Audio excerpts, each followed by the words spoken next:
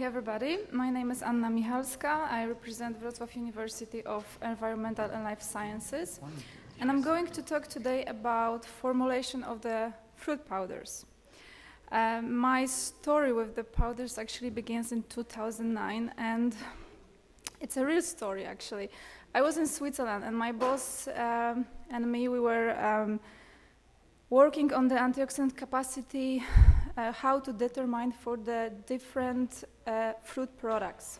So we're developing the methods, we were trying to develop the different ways how we can judge the antioxidant capacity. And then we were trying to analyze different kind of juices like goji juice, blueberry juice, and so on and so on. And once we went to the shop and we buy like 5 different juices and we try just to taste them. And my boss drank one of the goji juice and he said, "Anna, it's so disgusting. If this keep me live longer for 2 years, I prefer to quit it right now." So that was the decision, hey, let's try it. Let's try it because we can avoid the taste, which actually we are not used to as a people who are, this is not our fruits. So that was the idea, just to start the powders actually with the fruits. The subject of my talk is about the formulation of the blackcurrant powders and the effect of the drying method, which I found very interesting because all the things that we can formulate the powders can influence the quality of the product. So as you can see, I just flew from Wrocław, so the other side of the globe, to be here with you. And okay, fresh fruits are a good source of biologically active compounds. They are highly perishable. They have short storage time and short consumption time. That's why we process them. There's a million of ways to process the fruits. Of course, frozen, pressing, juicing, and dehydration. And the one that I'm focused on is just drying and powdering. Fruit powders is just like transforming a fruit into practical form because we can prolong the fruit shelf life. This is the first. We can also, to avoid the food overproduction. We know now that the tendency in the world is like we produce a lot of food and we don't know what to do after. So actually powdering of the fruits can preserve not only the fruits but also the bioactive that are there, so we can avoid it. And of course, it's a nutrients in an easy form to keep.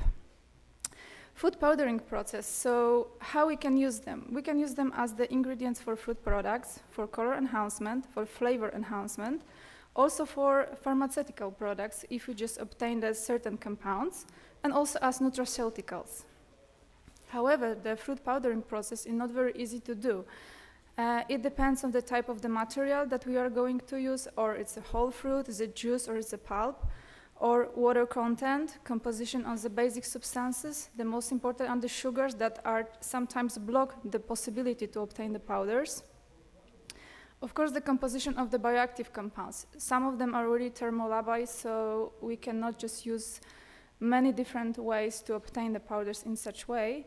And of course, drying technology, physical properties of the powders that we are going to obtain, as well as the storage properties, because it actually gives us the whole quality of the powders that we have.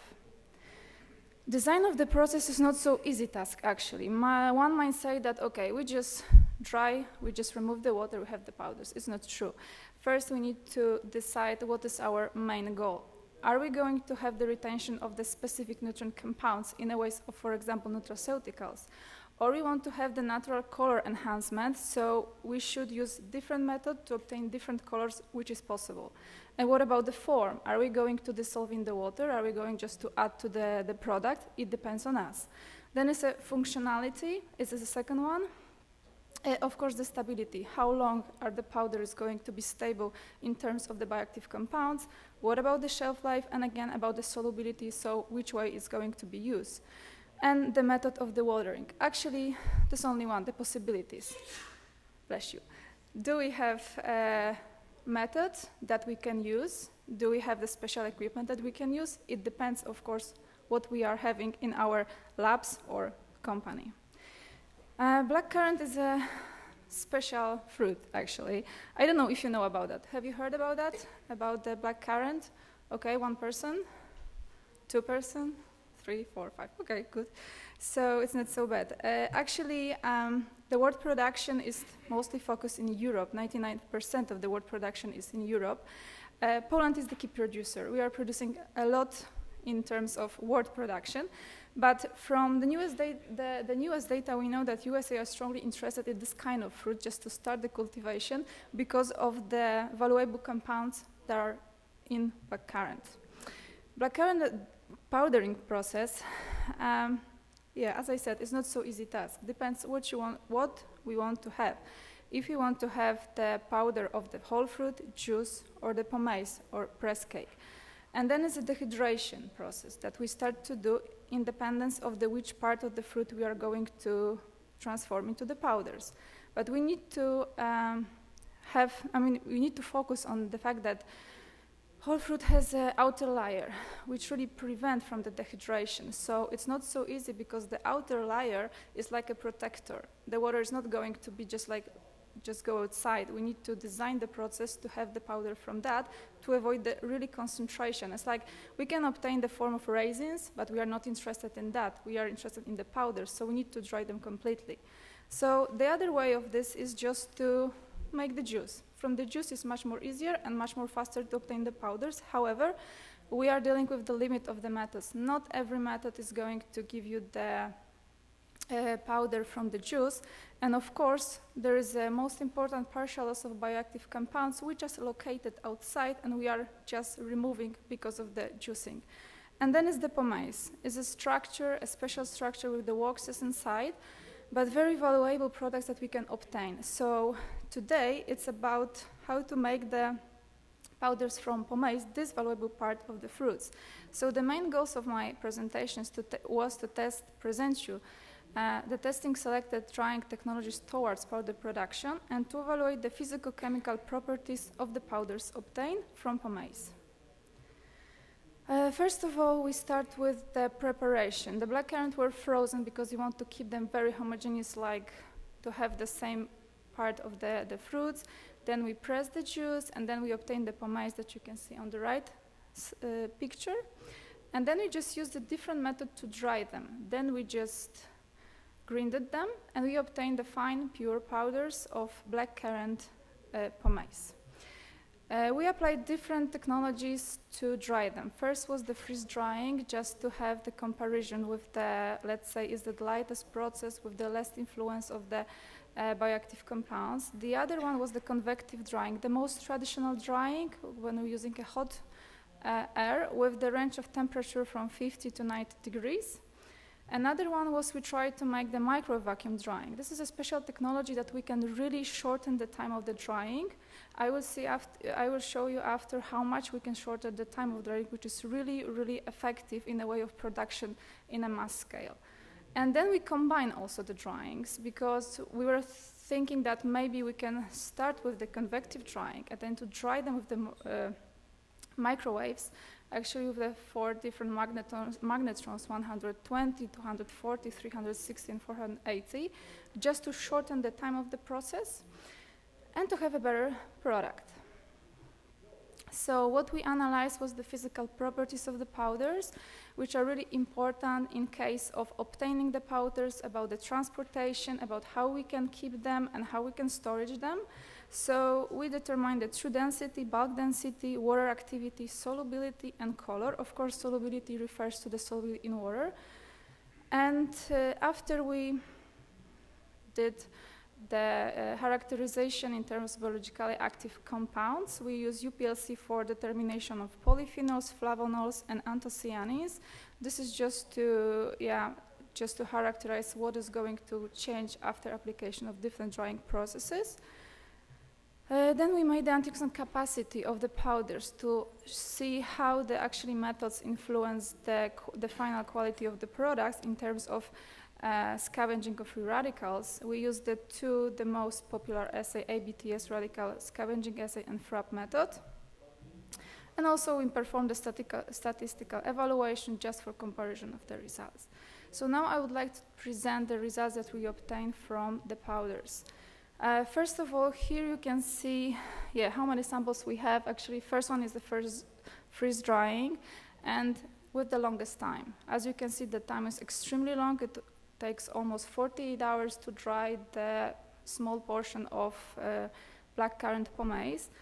Convective drying, as I said, is the second one, is the most popular one. So that's why we're trying to use also microwave vacuum drying. So you can see how much we shorten the time of the process, actually from 24 hours up to actually 32 minutes, which we gain more or less the same product when we were just like looking at that.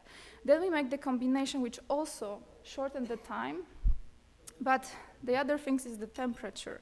The temperature increased because we wanted to obtain faster the product, so it's obvious. However, we can see after the influence of the temperature in every single step just to formulate the good quality powders. The dry matter on the right is just like where we are. We have like around 6-7% of water, so it's a good quality powders. However, this was just like the experiment. We can of course go lower just to preserve them after to be for the longer storage. Physical properties. First, the orange line is just like give you the information about the moisture content. So we can see that microwave vacuum drying. Can I have the pointer? Okay. So the moisture content was higher here because of the time, but if you prolong the time, we can just go down. This is just like experimental stuff. Then the true density is going to inform us about the physical properties of the powder. So how much powders we can have in 1 kilo of the product and so on.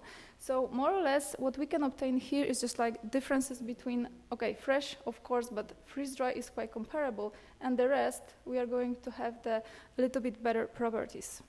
Then it's the bulk density, which is informing us how many let's say pores with the air are inside the powder, so how much we can pack the powders, for example. So we can also modify it by the method here. So here we have the convective drying, the most traditional one, but after when we obtain microwave vacuum drying, we are just going higher, which the powders are lighter. Then water activity is one of the most important factors that we determine in terms of storage. Of course, we are going down because of the temperature here. However, we are also here with the microwave vacuum drying going because of the temperature. But when we consider the fact that we can combine the method and be just like in the middle of both, however, we shorten the time of the process, which is good. The solubility is just like solubility in water. Depends if you want to just make this powder soluble or not. You can just add to the, for example, like smoothies. It's just like you don't need to solubilize all, but you have all the compounds preserved. Anyway, we have the changes here. So we can see that this is really dependent on the temperature. However, here it's not so much differences between the solubility, but I would just like give you a reminder that this was the highest temperature of the process in this case. In terms of color, actually we have, this is delta E, parameter which is informing us about the lightness. So the lighter was the freeze dry, and this is really typical. Freeze drying is all the time giving us the powders with the lighter color. However, the rest of the processes did not change the color, so we can obtain the same strong color. And this is actually the picture of the powders that we obtained. So it's really red, it's really nice, and it's like, looks like a fine powder actually.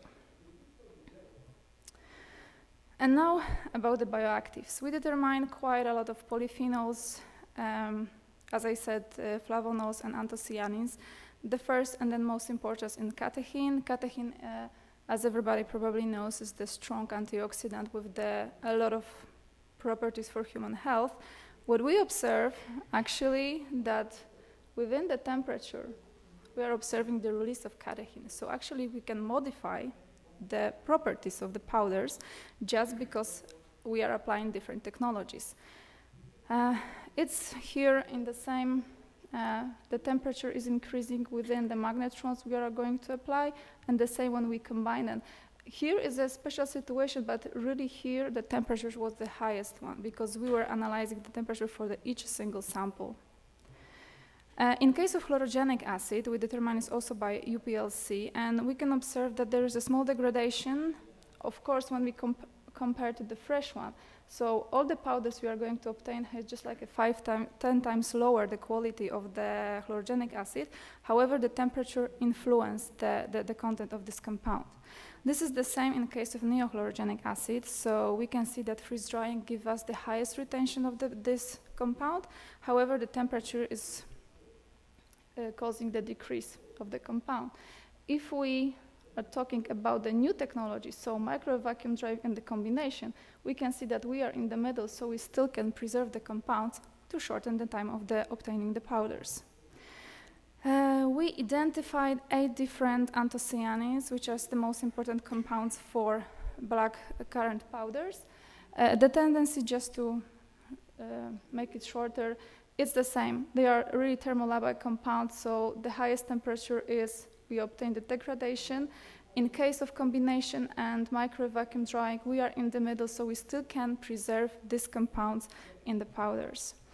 We also identify different flavonols, which are here. This is just to show you how is the quantity of each for every single powder. So that the most dominant one is myricetin-free retinoids. However, we have also the quercetin, which is really important compound, so we can still have this compound in the powders. Actually, when we look globally on the total content of flavonoids, we are observing the tendency to going down. However, between this method is not so much. It means that the method does not influence so much the stability of they are just stable. In case of total phenolics, I was preparing this slide just to show you, because if we compare all the compounds together, so this is the quality that we have. Because of the rise of the catechin, we are observing the increase actually of the total polyphenols, which can be not so much, we cannot judge about this one because we don't know exactly the pathways of how it's going to be from which compound the catechin is going. Maybe this is the procyanins, maybe they are released, but one thing which is important, we performed the antioxidant capacity, and we observed that it's going to down, which means was not so much influenced by the catechin itself, but was strictly related probably to the anthocyanins. We confirm it by the other test, is a FRAP method, so it's the ability of compounds to reduce the ferric anions actually. So it's just like a confirmation that within the temperature we are losing this properties in the powders. However, the methods that we are here developed can keep the antioxidant properties of the powders. Convective drying, micro vacuum drying, and combined drying may be successfully applied for the blackcurrant powders, as you could see, to produce the powders from the pomace. Drying affected the true density, bulk density, water activity, and solubility to a different extent and can be moderated by the drying processes applied. Color of the blackcurrant powders remains stable between all powders except freeze drying, which was the lightest. In terms of biologically active compounds, the temperature and the time of the process applied have an impact on the content on the polyphenols. Micro vacuum drying and combined drying, so both of them, might be a way for preservation of chlorogenic and neochlorogenic acid in blackcurrant pomace powders. The highest retention of catechin was in line with the increase in the temperature of drying. The content of total flavonoids did not affect it significantly by application. The different method used and the lowest retention of anthocyanins was observed when the highest temperature of each process was applied.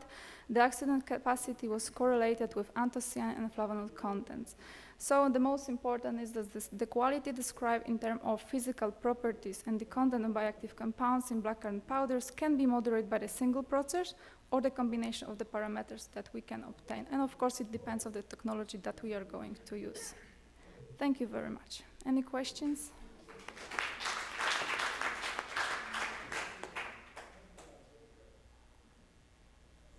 Any questions?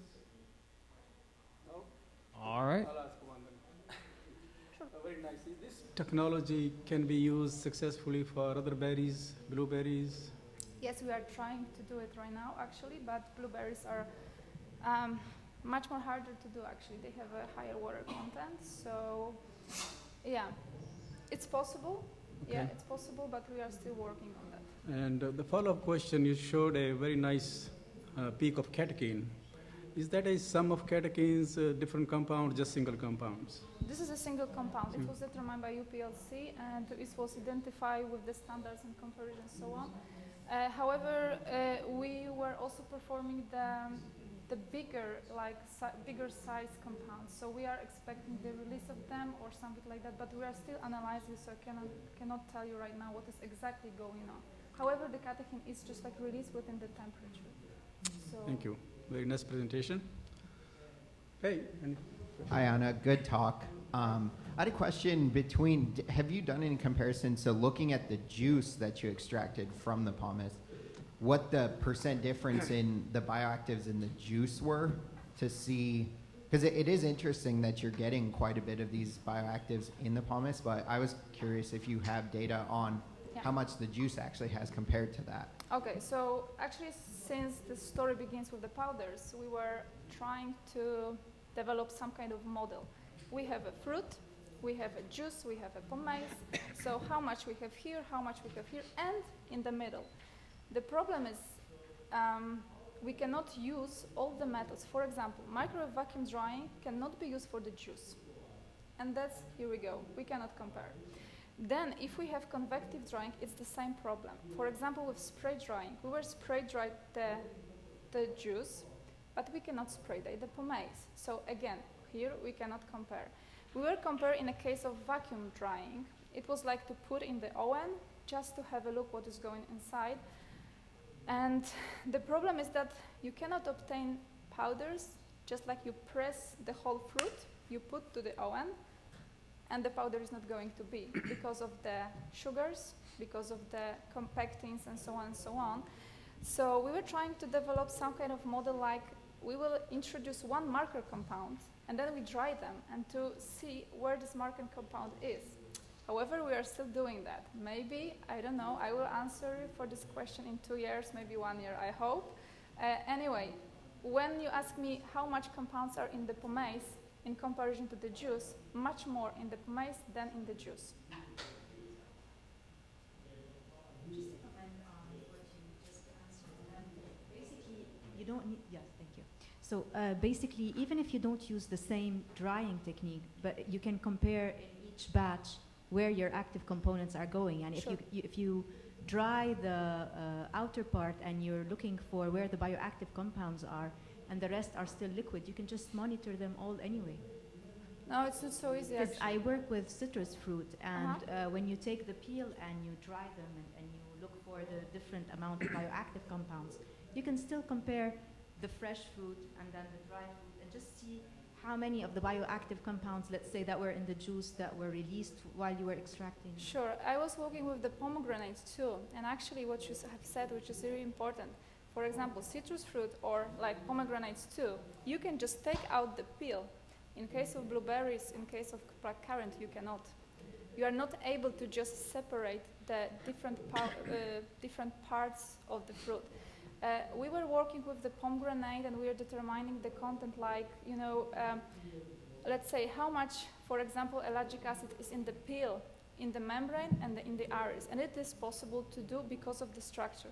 However, when you take the blueberry or blackcurrant, it's like a similar structure. You cannot just take outer layer. It's not possible because they are sticky together. For example, we know that, it's just like just one idea or comment for that. To get the juice from citric fruits, you just peel them, and you just make the juice.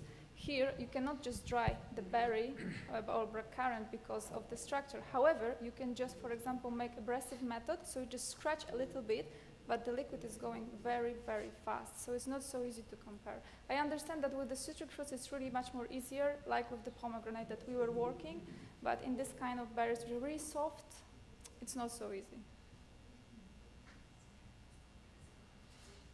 Are there any other questions?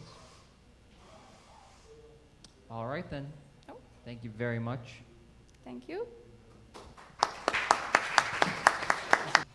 I'd like to recognize this morning speaker, Anna, for moderating and a nice speaking.